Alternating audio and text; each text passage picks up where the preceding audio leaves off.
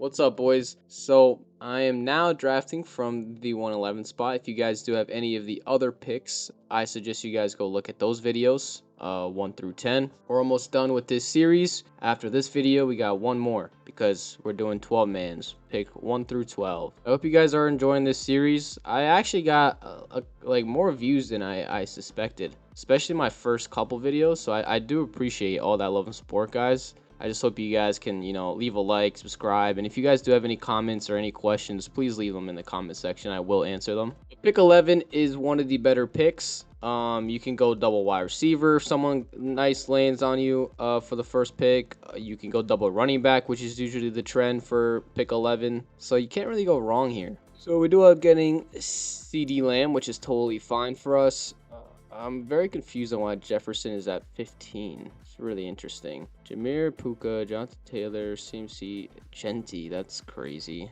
Monroe, James Cook, CD. It's very interesting. Someone wanted to take Genty. Very interesting. Okay, so we could go double wide receiver here. For some reason, Justin Jefferson's ranking went down. I don't know why. Going double wide receiver here would not be the worst option.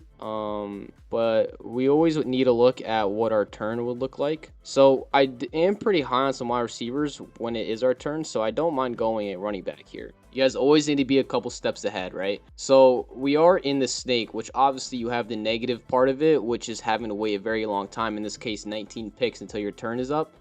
So we do want to be looking and kind of gauging on the wide receivers that we might have. Like McConkey, I'm very high on. Tet, I'm pretty high on. If we do get a running back like Javonte, that'd be totally fine. Garrett Wilson, I'm pretty high on. So these are a couple choices that we can get and not have to get that wide receiver. Now, Justin Jefferson is obviously amazing. But we don't want to be lacking in that running back part, because when we do look down here, there's not too many running backs I'm high on. I mean, Kyron is like whatever. Breece Hall I'm not high on. Jeremiah Love at his value I'm not high on. Javonte Williams only at that ADP is like the only person I'd be pretty confident in, but we don't want to have to rely on one guy to be confident in our picks. So I went running back with Chase Brown, which I think is totally fine. He's extremely versatile in the running and passing game, and when Joe Burrow is healthy, he puts up so much production. That whole offense does. So, but if you guys haven't already, make sure you guys go head on over to rotobot.ai. It can help you out with so much fantasy football.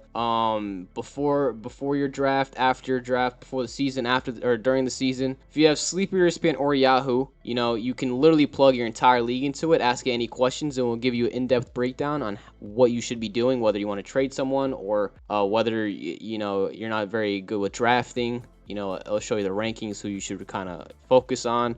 If you reached or didn't reach, it'll tell you everything. If you have any questions fantasy related, it will tell you everything. I highly advise you guys to do this. It'll help you out so much. And if you guys use code Nick, N-I-C-K, you get a week trial instead of only a 2-day trial if you don't use my code. So I highly advise you get that full experience with the 7-day free trial using code Nick, N-I-C-K. All right, so as our pick is coming up, we see Javonte Williams got picked. So since he got picked, we would be panicking and would have to reach for someone or wouldn't be too confident in our picks. So now that we picked a running back, we can be confident in our running back depth as of right now and just be able to go wide receiver here. So you can go Tet or Waddle. I'm not too high on Rice. Not looking too good. Don't know how that offense is going to be. I'm just not really too high on him. I think going Tet here would be perfectly fine.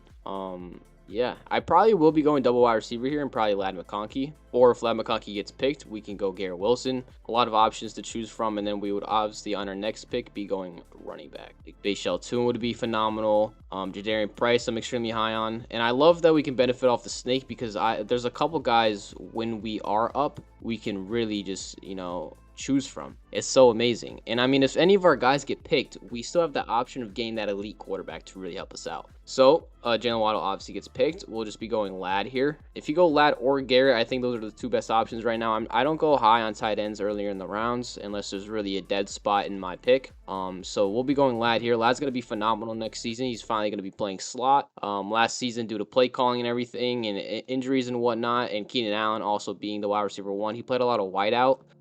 His more of his success is from playing the slot, which he showcased a lot in his freshman year. So now being in a more heavy personnel type of offense, with all the tight end signings they got from free agency, the tight end play that they had last year. It's going to put Ladd in the slot. We're also going to see a lot of play action because they're going to have a well-respected running game, which is going to help out Ladd a lot because play action, when it runs well, gives you a lot of explosive plays. That's why we're seeing a big increase in offensive schemes with under center action, because when you have a running game, you can implement play action, which gives you a higher chance of having those more explosive plays. So I think Ladd is a great pick here. He's obviously now the wide receiver 1 because Keenan Allen is now on the Colts. So, right? Yeah, on the Colts.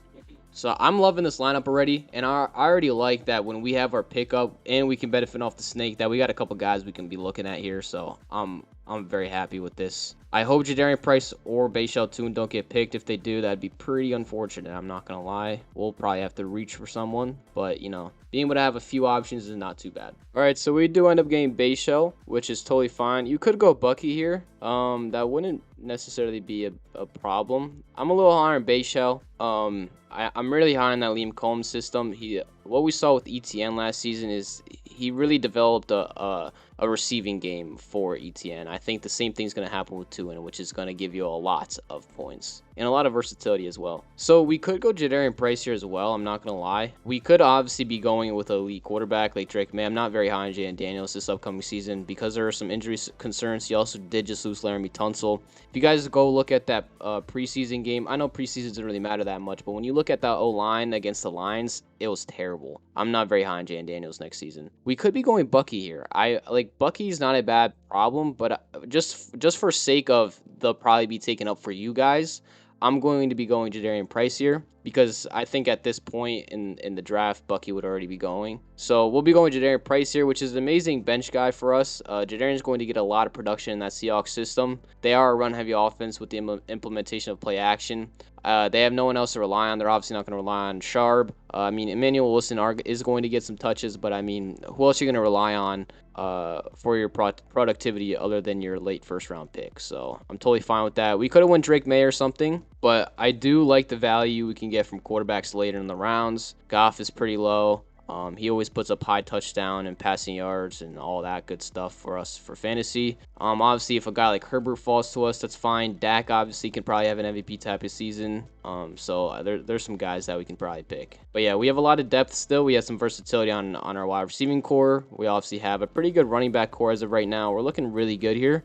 Since I'm so high on our lineup right now, I honestly might go quarterback tight end, and I usually do that a little later in the rounds, especially for the tight end, but because I'm so confident in this lineup here, we can learn to adjust and adapt, so I probably will be going quarterback tight end to get the best overall lineup we can get. But again, it all depends on who falls to us and who we're looking at. If you want to win in your draft and not have to worry so much about trading players away because you're not confident in them, the best way to be better at drafting is learning to adapt from whoever falls to you, who your other draftees are. That's the best way, is learning how to adapt. And obviously having knowledge of all these players, the environment they're around, the team they're on, injury concerns, of course, all that good stuff will obviously help you out as well. Just having the ball knowledge. So obviously our pick is now up. We're just going to be going with Dak here. Dak is going to have an extremely volatile season. Of course, if he's healthy, it's going to be amazing for us. Arguably have the best offense in football, so that's amazing. I'm going to be looking at tight ends here, see if we can get a tight end that we are looking that we like here.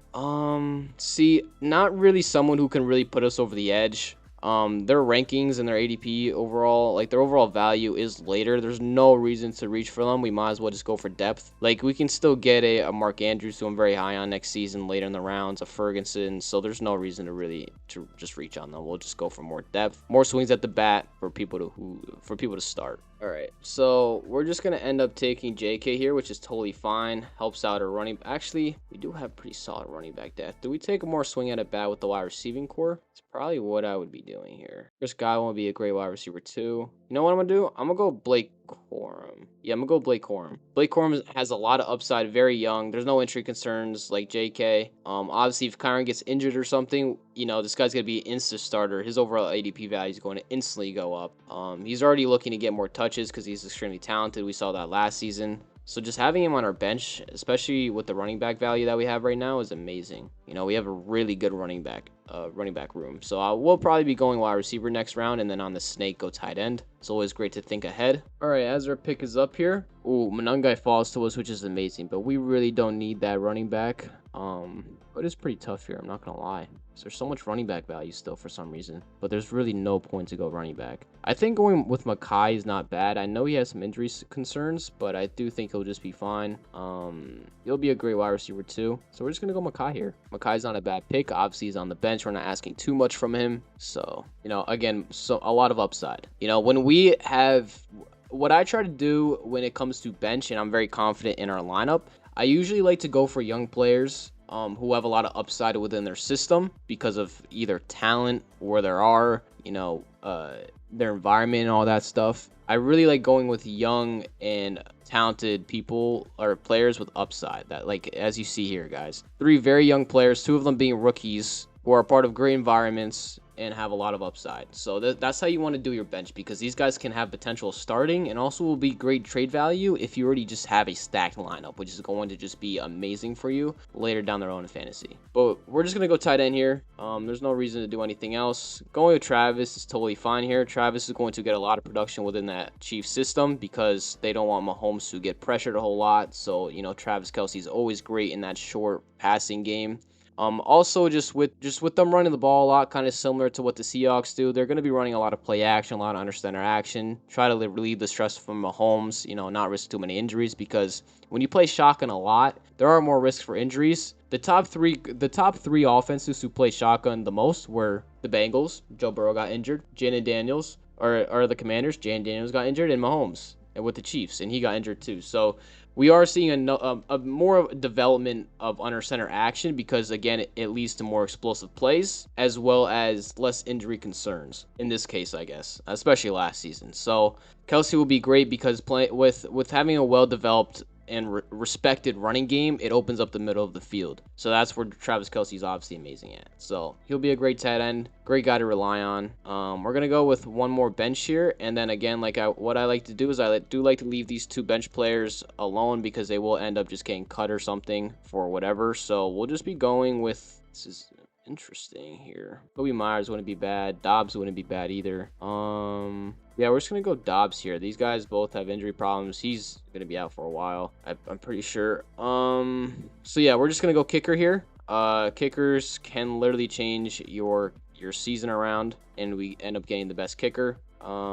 We do have some bye week contradictions, like with our flex and Bayshal 2 in, and then Dax, CD, and then Aubrey, which is totally fine here because we have so much depth in our running back position. So, and obviously these 2 contradict, but that doesn't matter because they'll still be, one of them will at least be playing with the bye week 6, one of them will be playing for bye week 7, so it doesn't really matter that much for that. So we're fine with that scenario. And yeah, now we're just going to be going defense, and then honestly, we're gonna go wide receiver with Keenan Allen because I'm very high on him, and then we'll go defense. And we can still end up getting the best defense in the league, in my opinion. Maybe other than the Rams. The Texas defense somehow got better in this offseason, so you know, that's amazing.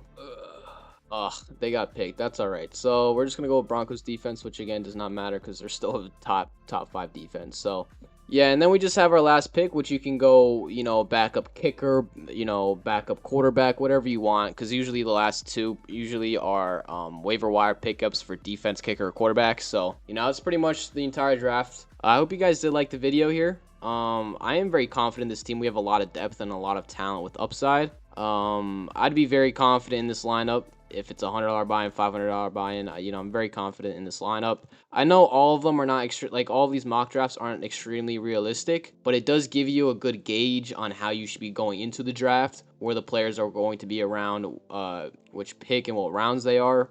So you do get the gauge. You obviously aren't going to get the same lineup as me, but you do get a more of an understanding of where these people are going to be at. So that's obviously phenomenal.